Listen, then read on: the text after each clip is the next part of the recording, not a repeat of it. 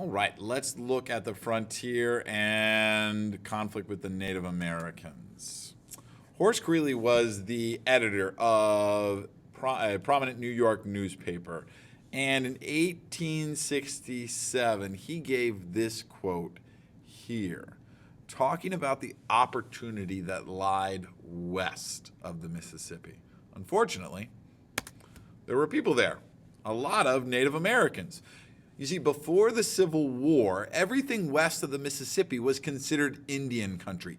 Think of it like one big Native American reservation. All eastern tribes had simply been moved west of the Mississippi. They had even been guaranteed land west of the Mississippi. And in 1834, Congress passed the Indian Intercourse Act, which said that no white person was allowed to enter Indian country, allowed to cross the Mississippi River without a federal permit. All that's going to start to change in the 1850s as wagon trains rolling through Indian country to the Oregon Territory and to California become more and more common. And more people start moving west to mine the valuable resources that are being discovered out west. And there's even talk of a transcontinental railroad eventually being built. This idea of one big reservation is abandoned. It will not work as more and more white people begin crossing the Mississippi River. The Indian tribes need to be concentrated onto smaller pieces of land to leave land for others. So, Native Americans are given specific land under treaties like the first one, the Treaty of Fort Laramie, which allowed the Indians to be isolated and development, farming, railroad construction, mining, whatever, to develop around them.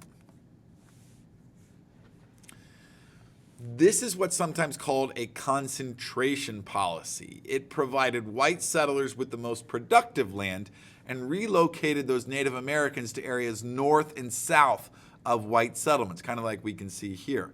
Over the next decade, Indians were evicted from their land to make way for white society. And the federal government tried to pacify the Native Americans by signing these treaties. There was also one at Fort Atkinson in 1853. And they signed these with the chiefs of the tribes, but the U.S. government really failed to understand that these chiefs and these tribes were a mental construct of white society. Native Americans didn't view their culture in this way. And in most cases, Native Americans really didn't recognize any authorities outside of their extended family. So when a chief of a tribe signed a treaty, there were very few Native Americans who recognized his authority to do so. You can see how this might create problems.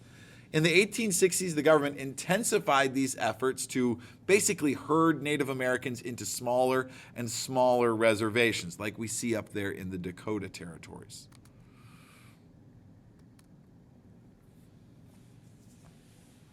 This concentration of Native Americans really conflicted with Plains Indian culture. Native Americans on the American plains were used to roaming freely with the buffalo herds, following them from southern Canada and the Dakotas all the way down to Texas as those herds of buffalo moved to find grass. This concentration effort is a direct conflict with that lifestyle. White settlers took Indian land, and as a result, white settlers oftentimes needed government protection. For example, some white settlers who moved into Kansas first and Nebraska were pushed out as a result of Native American retribution for them being forced out, violence from Native Americans against those settlers.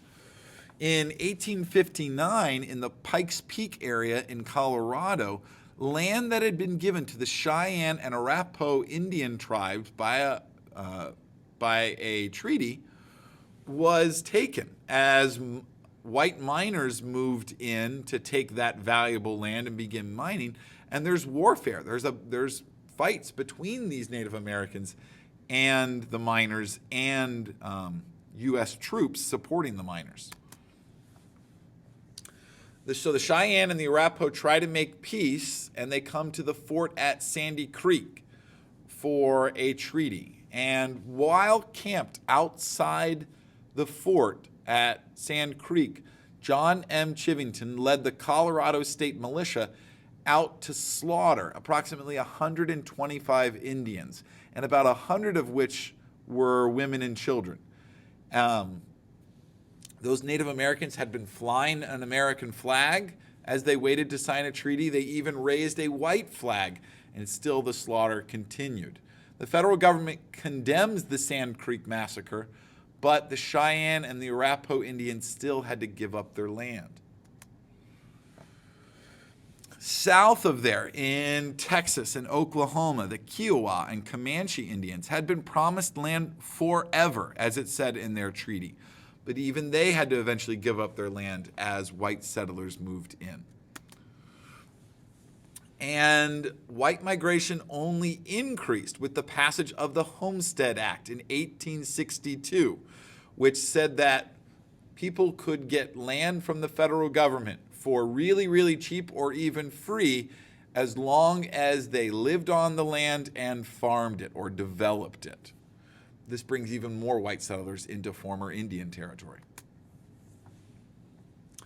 The Transcontinental Railroad's completion in 1869 only further increased white migration. As settlers traveled via train out west, supplies were brought by train out west, and if people had enough money, they might have bought themselves a ticket and sent their supplies out on train. So let's talk about the Great Sioux War next. There are miners in the Sioux territory in the Dakotas, land that the Sioux had been given via a treaty. There are white miners settling in that territory because of valuable minerals and resources on that land. And the government plans to build what was called the Bozeman Trail. This was a trail that would connect mining towns in the Sioux territory. Now, Chief Red Cloud of the Sioux ambushed the U.S. cavalry in the area, and Captain William Fetterman and 81 of his men are killed by Chief Red Cloud and his forces.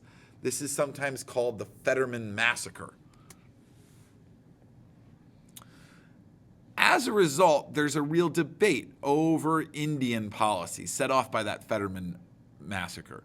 Back east, some people want to take a reform approach, want to take a humanitarian approach. And reform groups and humanitarian groups and church groups want to see a humane peace policy with the Native Americans that involves education and what they would call civilization of Native Americans. Other people back east see the Native Americans as savages, and especially people in the West saw it this way, and they favored a strict, forceful policy against the Native Americans. Fortunately, the peace advocates win, and at the Indian Peace Commission of 1867, construction of the Bozeman Trail was ended.